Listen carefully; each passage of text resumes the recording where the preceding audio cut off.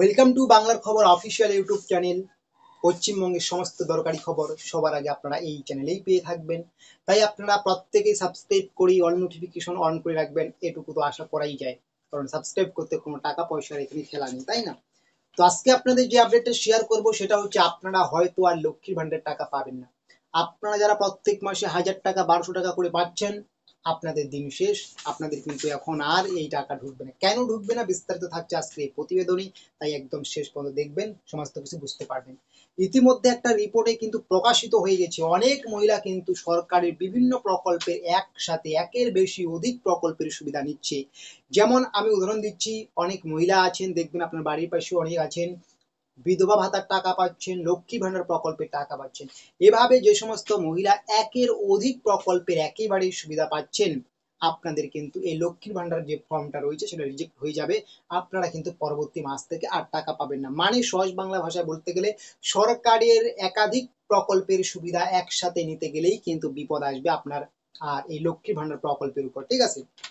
2 নম্বর যেটা আছে, যে অনেক মহিলা আছে অন্যের ভুয়ো তথ্য ভুয়ো ডকুমেন্টস তৈরি করে কিন্তু এই সরকারের কোষাগার থেকে প্রত্যেক মাসে 1000 টাকা 1200 টাকা করে খসিয়ে নিচ্ছে। আপনাদেরও কিন্তু লক্ষ্মী ভান্ডার প্রকল্প কিন্তু বাতিল হয়ে যাচ্ছে। মানে অনেক মহিলা আছে যাদের 25 বছর এখনো হয়নি, বা অনেকের 60 বছর পেরিয়ে গেছে। এই সমস্ত মহিলারা কিন্তু ভুয়ো কিন্তু ডকুমেন্টস বের করে, ভুয়ো কাস্ট সার্টিফিকেট বের করে কিন্তু তবুও কিন্তু ক্ষমতার জোরে বিভিন্নভাবে বেআইনিভাবে বেনিয়ম ভাবে কিন্তু লক্ষ্মী ভান্ডারের টাকার প্রকল্প যে টাকাটা রয়েছে সেই টাকাটা তুলছে।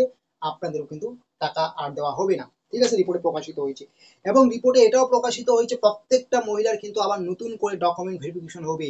আর এই কাজে সাহায্য করবে কিন্তু আশা কর্মী এবং অঙ্গনওয়াড়ি কর্মী। আশা কর্মী এবং অঙ্গনওয়াড়ি কর্মী কিন্তু বাড়ি বাড়ি গিয়ে কিন্তু চেক করবে যে আপনি কি সত্যি লক্ষ্মী ভান্ডার প্রকল্প পাওয়ার যোগ্য, নাকি আপনাদের কোনো ঘাপলা রয়েছে, নাকি আপনি কোনো ফেক্স ডকুমেন্ট, নাকি আপনার 60 বছরের বেশি বয়স হয়ে গেছে, নাকি আপনি অন্য কোনো ভাতার টাকা আরো পাচ্ছেন, বিধবা ভাতা বা অন্যান্য ইত্যাদি ইত্যাদি ভাতা।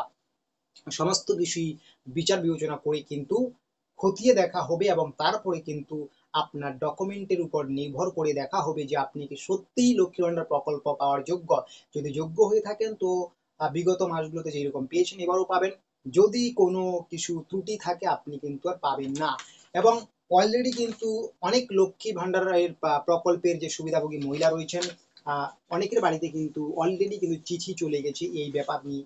তো আপনারা যারা এই সমস্ত বেআইনি ভাবে লক্ষ্মী ভান্ডার প্রকল্পের টাকা পাচ্ছেন, fake certificate, fake caste certificate, fake fake documents, অন্যের নামে ভুয়ো তথ্য দিয়ে বা একই সঙ্গে একাধিক প্রকল্পের সুবিধা পাচ্ছেন, আপনাদের দিন শেষ। আপনারা কিন্তু এখন চুপচাপ বাড়িতে বসে থাকুন, আপনারা কিন্তু আর লক্ষ্মী ভান্ডার প্রকল্পের টাকা পাবেন না।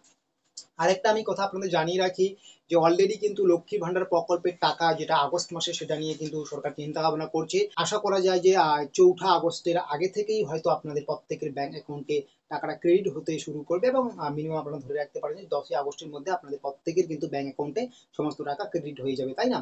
তো আশা করি আজকের এই আপডেটটা আপনাদের ভালো লেগেছে। যদি ভালো লেগে থাকে অবশ্যই লাইক করবেন, শেয়ার করবেন এবং সাবস্ক্রাইব করবেন।